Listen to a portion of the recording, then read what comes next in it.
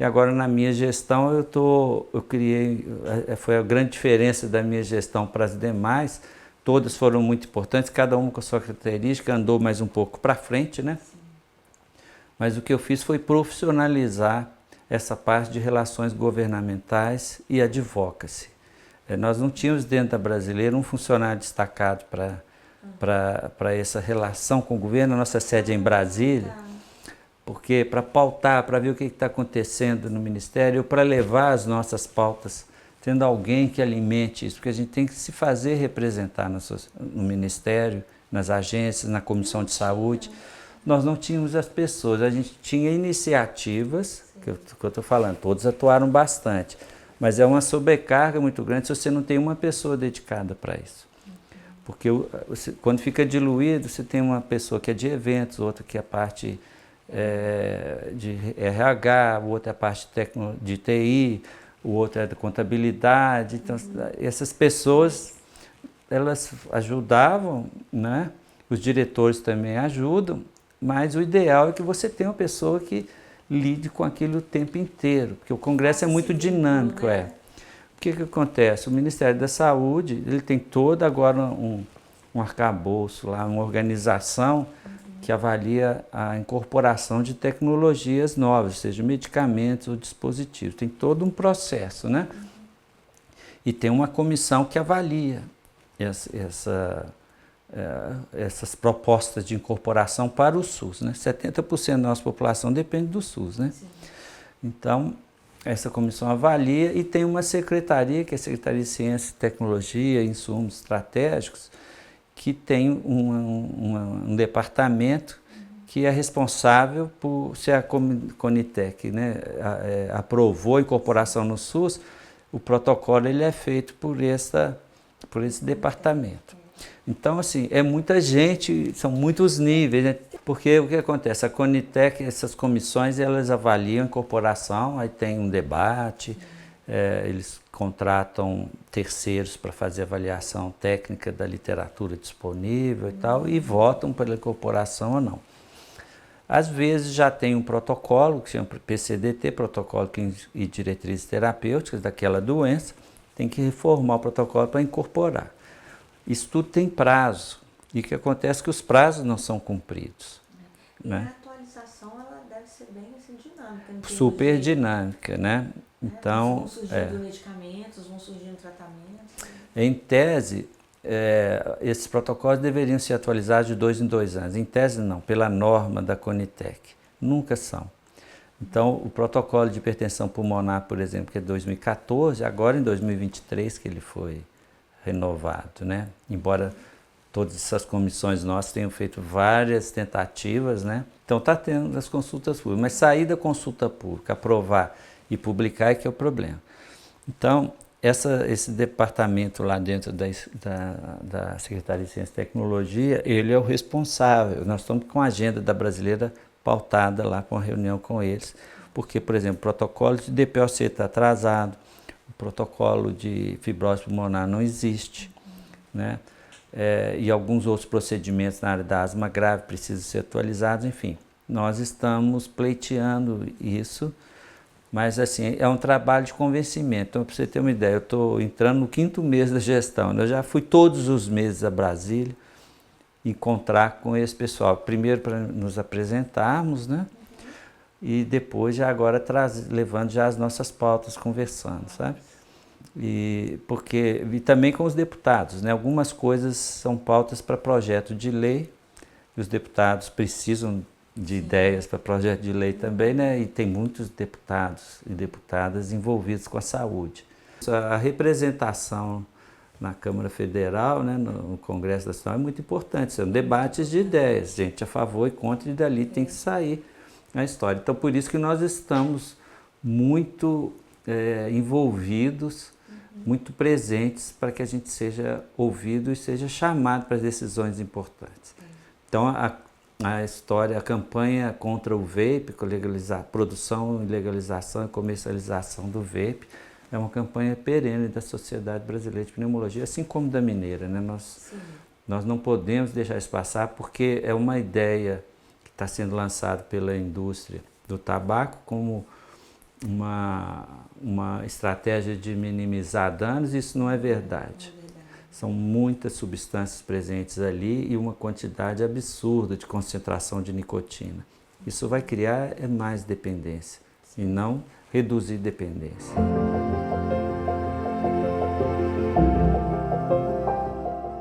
Foi uma fase realmente dramática, inclusive no 21 e 22 a gente estava começando a gestão da doutora Irma e eu fui diretor de ensino, né, dessa gestão 21 e 22. 23 e 24 eu já era presidente eleito, que a gente elege 2 anos antes, e agora que eu sou o presidente. Então, vou ficar 6 anos de gestão, de diretoria. Mas por que isso é importante? Porque em 21 e 22 nós estávamos no meio da pandemia. Então, nós começamos a pandemia, a gestão no meio de uma pandemia, que tivemos que cancelar os nossos eventos todos presenciais, tivemos que fazer toda uma organização para substituir esses eventos e criar canais de comunicação a respeito da pandemia, né? Então a gestão foi muito procurada por isso, né? Mas as informações ainda eram muito desencontradas, né? E assim, trocar pneu com carro em andamento, porque junto disso nós todos trabalhamos na pandemia, uns mais na frente, outros atrás. Eu fui muito a parte já interna do Hospital das Clínicas, né, como consultor da pneumologia, mas eu frequentava a ala de Covid, que era praticamente quase todo o hospital, mas tinha a ala de Covid grave, então a gente ia lá muito no HC, no Hospital das Clínicas.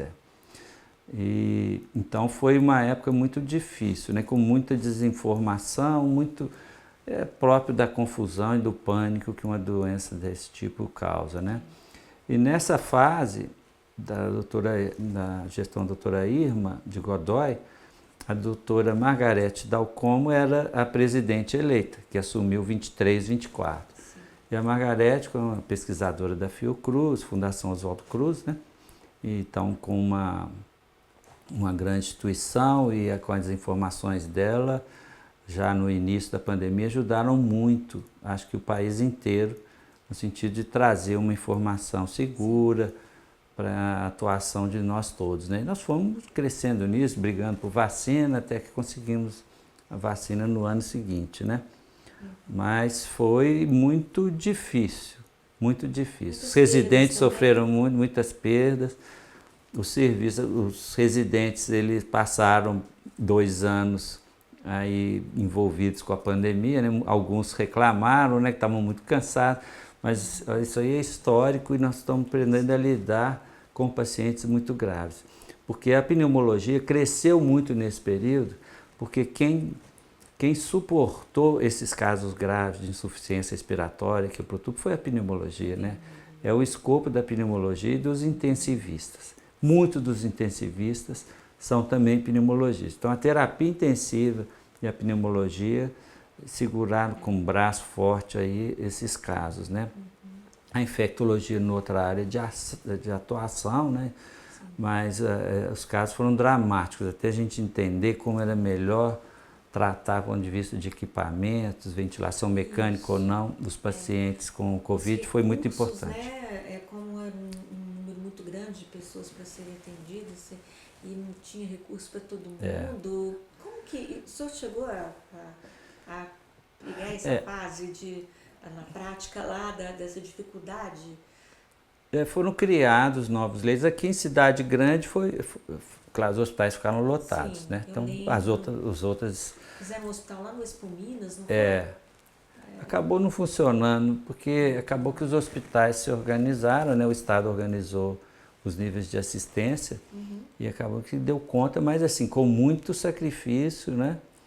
E muitos casos individuais, que às vezes você não tinha um ventilador na hora, você tinha alguns outros suportes, mas foi também muito instrutivo. E a pneumologia cresceu muito, com isso a importância. Mais conhecida popularmente. Mais conhecida, Então a gestão hoje é o seguinte, é tornar a especialidade mais conhecida ainda. Sim. Porque nós temos pacientes que têm doenças graves e que o diagnóstico é feito tardiamente. Então, se o pneumologista puder atuar mais precocemente, opinar nos casos, eu falo isso com os clínicos, com a população, eu tenho divulgado isso. Não só eu, a gestão tem feito isso, as gestões da sociedade, porque nós temos os recursos e temos o conhecimento. O mesmo acontece em outras áreas, que a medicina hoje, a ciência toda, ela é muito profunda, com muito detalhamento, né? Que é difícil você dominar todas as coisas. Então, nos grandes centros, a multidisciplinaridade para a atenção dos pacientes é muito importante, né? E a gente está bem disposto a colaborar em todos os sentidos, né? Tanto com a população quanto com os colegas médicos.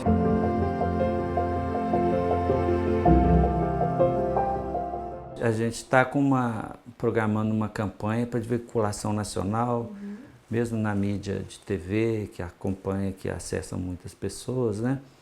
Para manter uma informação constante a esse respeito, sabe? Nós estamos acabando de fechar isso para começar. Envolve muito recurso, né?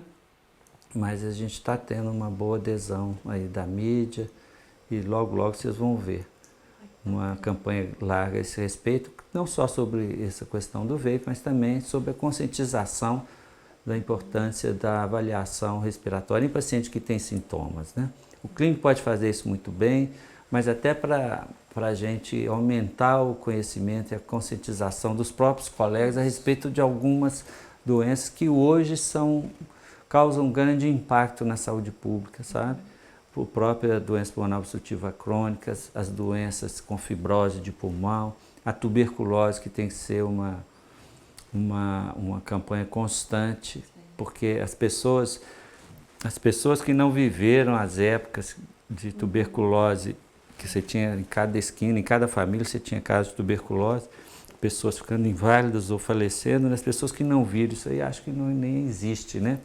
Frequentemente o senhor perguntava, existe ainda tuberculose? Eu falei, existe, tuberculose nunca deixou de existir, né? É mais controlada, mas... O tratamento é eficaz e tal, mas nós temos aí uns bolsões de pobreza, de miséria, que são muito afetados porque são aglomerados humanos numerosos, né, que facilita a transmissão, a má nutrição, né?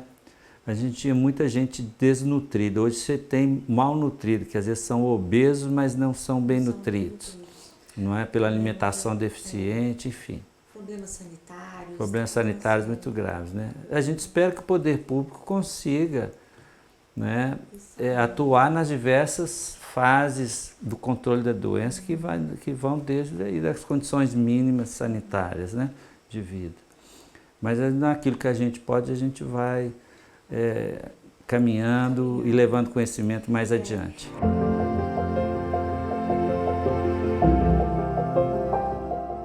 Primeira coisa é a informação segura. A informação segura é muito importante. Nossa informação tem a todo lado e hoje ela está até perigosa porque a informação científica, né, ela demanda tempo para ler, está fácil o acesso, mas a pessoa tem que ter tranquilidade e tempo. E hoje é celular, Instagram virando página. Então as pessoas estão criando um hábito que é muito nocivo, não só, inclusive os médicos, né?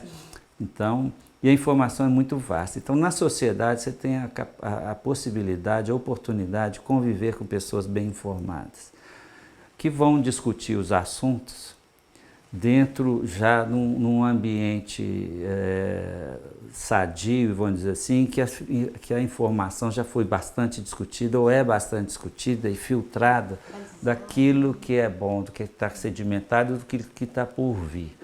Então, é muito diferente eu pegar aqui, ler um artigo científico aqui e tal, e começar a querer aplicar aqui no consultório.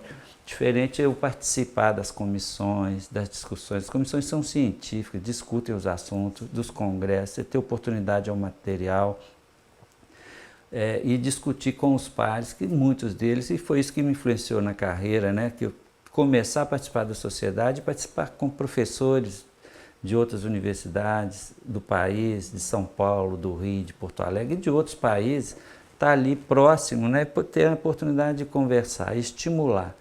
Isso me estimulou muito para ir para a cadeira, porque eram todos doutores, pesquisadores e clínicos, né? Então isso estimula muito a gente. Eu acho, para a profissão médica vivida isoladamente, trancada no consultório, ela é muito difícil, porque os pacientes, primeiro você tem que gostar de gente, né? O médico tem que gostar de gente, mas gostar de gente e estar preparado para lidar com gente, porque hoje as pessoas também se informam, os pacientes se informam, e você pode ajudar mais quando você tem um grupo do qual você participa em que as situações são discutidas, né? E mesmo até para dividir com eles as suas dificuldades. Então, torna-se uma profissão até bem mais agradável, vamos dizer assim, não que eu não ache agradável, mas ela traz um outro benefício, uma outra satisfação de você estar mais seguro junto dos seus pares. E aí você pode oferecer mais para os seus pacientes, não é? Mas tem que gostar de gente. A visão do médico não pode deixar de existir, porque também não é só uma recitação, vamos dizer assim, de dados científicos e tal. Tem que gostar de gente, sentar aqui, porque isso aqui, quando isso acabar, eu acho que acaba a medicina. Porque aí basta você entrar ali, um robô atende, te fala tome isso, tome aquilo, e acabou o sentimento, né?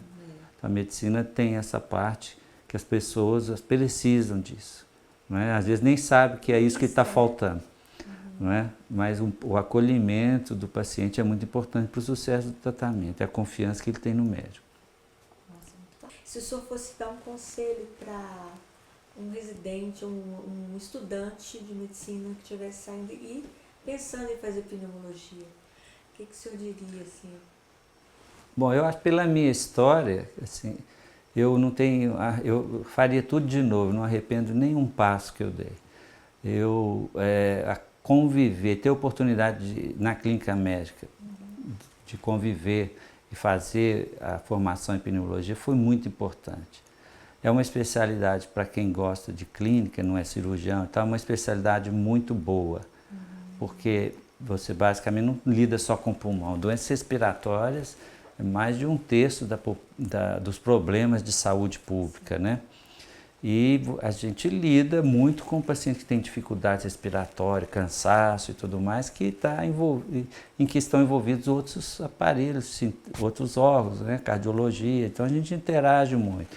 E com a formação nossa de clínica, nos dá muita segurança para poder reconhecer cada situação em seu devido diagnóstico, né? Então é uma especialidade muito boa de estudar, muito boa de lidar e muito resolutiva em boa parte dos casos, né? São doenças prevalentes. E hoje, com a tecnologia que tem, medicamentos em doses baixas, medicamentos inalatórios mais modernos, a gente consegue controlar bastante essas doenças. Porque tem doenças que têm cura, tuberculose tem cura, pneumonia, mas as outras são doenças igual a hipertensão arterial. Não tem cura, você controla. Diabetes você controla, as outras coisas você controla. Então, e é isso que tem feito a humanidade ir para frente, viver mais com qualidade de vida. E, por outro lado, o residente que está entrando na pneumologia, eu recomendo fortemente de associar a sociedade de pneumo, sabe? Tanto a mineira, você associando a mineira e a brasileira, você está nas duas e tem os benefícios desse convívio, dos materiais, dessa troca. Nós estamos num mundo muito dinâmico, né? E a informação segura via sociedade, os nossos eventos, é muito importante, né? Tem que investir na carreira para ser um bom médico. E um bom médico envolve dedicação. Não é? Estudo e atualização constante. Essa oportunidade ele tem na sociedade de pneumologia. Então eu recomendo fortemente. Chegue mais perto, participe, que você vai ter um lugarzinho lá. Assim como eu, de tanto participar, acabei virando presidente, né? Isso é um reconhecimento dos colegas, a gente fica muito orgulhoso, inclusive por Minas Gerais, né? Mas nada mais, nada que não é nenhuma vaidade, isso foi por trabalho mesmo. Isso a gente tem um grupo muito bom aqui em Minas Gerais, na brasileira também. Os pneumologistas a gente acha que nós somos um pouquinho diferentes, um pouco mais cordatos. Acho que por lidar com essa... no sentido de ser mais calmos, tranquilos e mais acessíveis, né? Porque O paciente com doença respiratória, falta de ar é um sintoma muito ruim, né? É uma coisa básica, né? Nós vivemos num planeta com atmosfera, com oxigênio e tudo mais, né? Então a gente nem pensa para respirar, você tem que pensar em cada momento que está respirando, porque isso é muito difícil. Então a gente entende esse sofrimento, e talvez isso nos faça um pouco mais acessíveis, vamos dizer assim, no sentido de entender mais esse sofrimento. Mas enfim, é um perfil, né? Mas de qualquer forma, vale a pena, porque a gente ajuda muita gente.